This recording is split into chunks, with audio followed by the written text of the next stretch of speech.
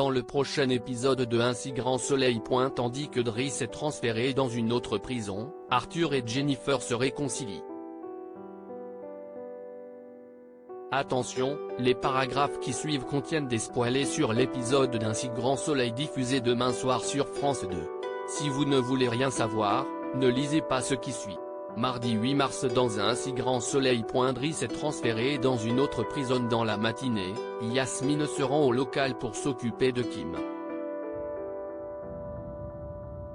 Comme à son habitude, la jeune femme ne cesse de provoquer Yasmine en lui parlant de Driss et en disant que cela a dû être dur pour elle de s'occuper d'un gamin qui a tué quelqu'un. Yasmine, qui perd son sang-froid, menace alors de le lui faire regretter si elle continue de lui parler de son fils. Pendant ce temps, les surveillants de la prison viennent chercher Driss dans sa cellule car il doit se rendre à l'administration pour signer des papiers. Face à l'étonnement d'Erwan, Driss lui apprend qu'il va être transféré dans une autre prison.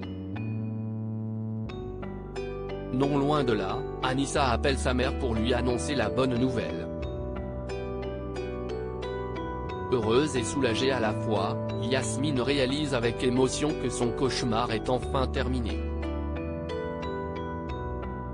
En parallèle, Elise, Ryan et Hakim sont toujours à la recherche de la voiture dans laquelle Kim est monté après avoir tué une joggeuse. Tandis qu'ils interrogent plusieurs propriétaires, Hakim tombe sur Moreau et le questionne sur son emploi du temps de mardi. Après qu'il a affirmé avoir utilisé son véhicule uniquement pour se rendre au travail, Hakim prend les coordonnées de son employeur pour vérifier ses dires. De leur côté, Yasmine et Anissa rencontrent Florent à son cabinet, lequel précise que Driss a été transféré à la prison de Bordeaux où il devrait désormais être en sécurité. Une fois qu'elle a remercié l'avocat, Yasmine prend Anissa dans ses bras puis la remercie pour tout ce qu'elle a fait. Arthur et Jennifer se réconcilient. Arthur a passé la nuit chez Claire. Dans la mesure où il refuse de prendre les appels de sa grand-mère, l'infirmière tente d'apaiser la situation et l'encourage à avoir une discussion avec elle pour lui dire ce qu'il a sur le cœur. Mais Arthur est encore trop énervé pour cela. Pour sa part, Elisabeth est sans nouvelles de son petit-fils depuis 4 jours. Toutefois, Alain lui rappelle que c'est de sa faute si le premier amour d'Arthur vient d'exploser en vol et estime qu'à sa place il n'aurait pas envie de lui répondre non plus. Pour la femme d'affaires, la réaction de Jennifer est disproportionnée mais Alain l'enjoint à admettre qu'elle a été méprisante à son égard. Finalement, Elisabeth reconnaît qu'elle a fait preuve d'une certaine maladresse. Arthur attend quant à lui Jennifer à l'entrée de l'hôpital. Ne supportant plus son silence, il lui présente ses excuses pour ce qu'a dit sa grand-mère puis déclare qu'il a besoin d'elle. Seulement, Jennifer rétorque que leur histoire ne peut pas marcher car elle ne veut plus se sentir aussi mal en présence de sa famille. Tandis qu'Arthur envisage de couper les ponts, Jennifer indique que c'est la dernière chose qu'elle veut. Arthur a beau lui dire qu'il l'aime et qu'il ne veut pas la perdre, rien n'y fait, Jennifer campe sur ses positions.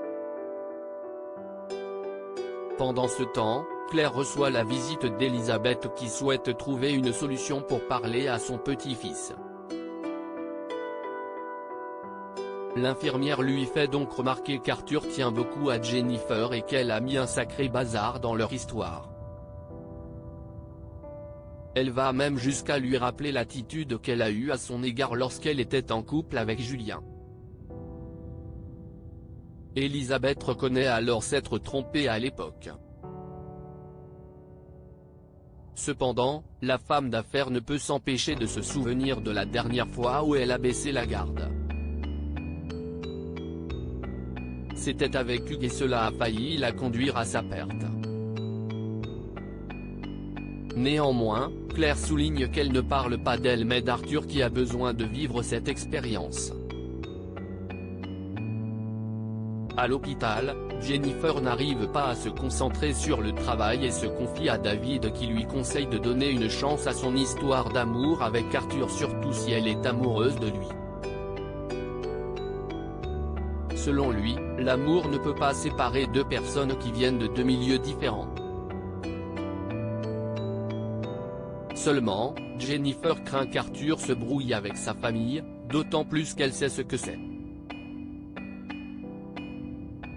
En effet, la jeune infirmière a coupé les ponts avec sa mère depuis des années et refuse que l'homme qu'elle aime vive la même chose. Par la suite, Elizabeth retrouve Jennifer à la sortie de l'hôpital.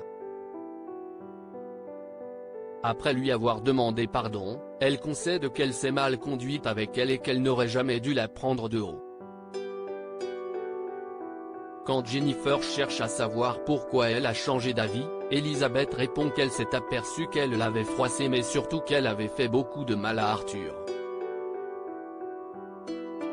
Même si elle n'en a pas l'air, Elizabeth déteste faire du mal aux personnes qu'elle aime. Elle lui raconte donc qu'elle a vécu une expérience douloureuse par le passé qui l'a rendue paranoïaque et qu'elle en a malheureusement fait les frais. Elle lui propose alors de repartir de zéro puis promet de ne plus se comporter comme une vieille bourgeoise condescendante à l'avenir. Le sourire aux lèvres, Jennifer accepte. En fin de journée, Arthur reçoit un message de Jennifer qui voudrait le voir. Sans attendre, le jeune homme se rend au lieu de rendez-vous où le couple se réconcilie. Jennifer lui rapporte ensuite que sa grand-mère est venue la voir pour lui présenter ses excuses. Comme Arthur lance qu'il n'est pas prêt à lui pardonner, Jennifer l'encourage à se réconcilier avec elle car cela lui ferait du mal qu'il reste fâché par sa faute.